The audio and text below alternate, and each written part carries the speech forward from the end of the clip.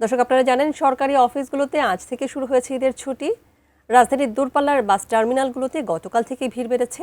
Sayedabad bus terminal এলাকা থেকে বাড়ি ফেরার পরিস্থিতি জানাচ্ছেন সহকর্মী আশিকুর রহমান অপু।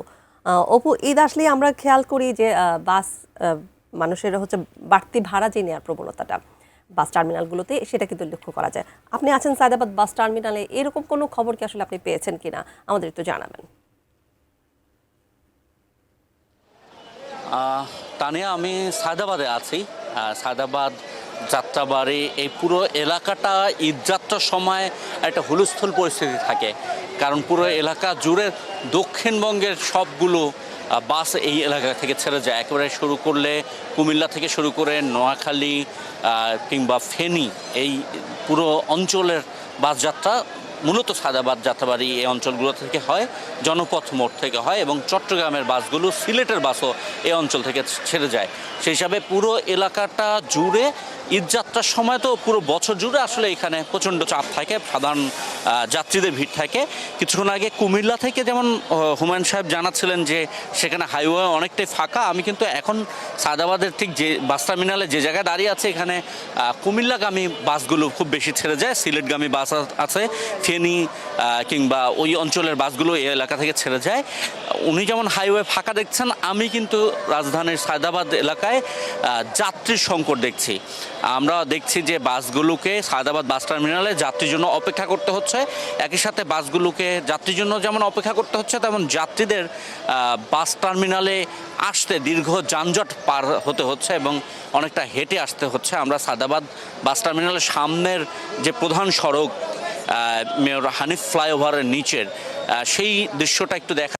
সবগুলো বাসে আসলে থেমে আছে। এখানে ঢাকার যেগুলো লোকাল পরিবহন, অর্থাৎ ঢাকার বিভিন্ন জায়গা থেকে সায়দাবাদে বাসগুলো ছেড়ে যায়। যেমন এই মুহূর্তে আপনারা কুমিল্লাগামী যে বাসটাকে দেখছেন, এই পরিবহনটি এখানে ছেড়ে হয়তো প্রায় 10 মিনিটের মতো এখানেই দাঁড়িয়ে আছে।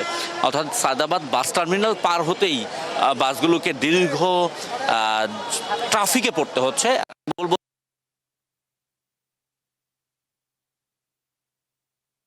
যানজট ব্যবস্থাপনার ঘাটতি আছে, এই কারণে সড়ক জুড়ে দীর্ঘ যানজট তৈরি হয়েছে এবং এই জট মোকাবেলা করেই যাত্রীদেরকে সায়দাবাদ বাস টার্মিনাল পর্যন্ত আসতে হচ্ছে। এবং এরপরে সায়দাবাদ বাস টার্মিনালে যাত্রীদের জন্য বাস যেমন অপেক্ষা করছে, যাত্রীদের ডাকছে এবং যাত্রী ভরানোর জন্য যারা যাত্রীদের ডেকে ডেকে বাসে তুলতে হচ্ছে। বাস ভরলেও বাস সায়দাবাদ থেকে বেরিয়ে মহাসড়কে উঠতে প্রচুর সময় লাগছে। অর্থাৎ পুরো জায়গাটা জুড়ে সংক্ষেপে যদি তা নিয়ে আপনাকে বলি, সেটি হচ্ছে যে সায়দাবাদ বাস টার্মিনালে যাত্রীর চাপ অনেকটাই কম। বলা যায় যে ঈদ যাত্রা মনে হচ্ছে না। সাধারণ শুক্র শনিবার ছুটির দিনে বা বৃহস্পতিবার যে ভিড় হয় সেটাও নেই। যাত্রী একেবারে কম, কোনো অজানা কারণে হয়তো গত কালকেই অনেক বেশি যাত্রী চলে গেছেন, কিংবা আগামী 2-3 দিন আরও ছুটি আছে ঈদের আগে, সে সময় যাত্রীর চাপ বাড়বে। তো আজকে 27 রমজানের ছুটিতে যেরকম ভিড় স্বাভাবিক হতে পারতো, সে ভিড়টা নেই। দীর্ঘ যানজট বাস টার্মিনালের দুই দিকে, অর্থাৎ বাস টার্মিনালে আসার পথেও এবং বাস টার্মিনাল থেকে বাস বেরোনোর যে পথটাও।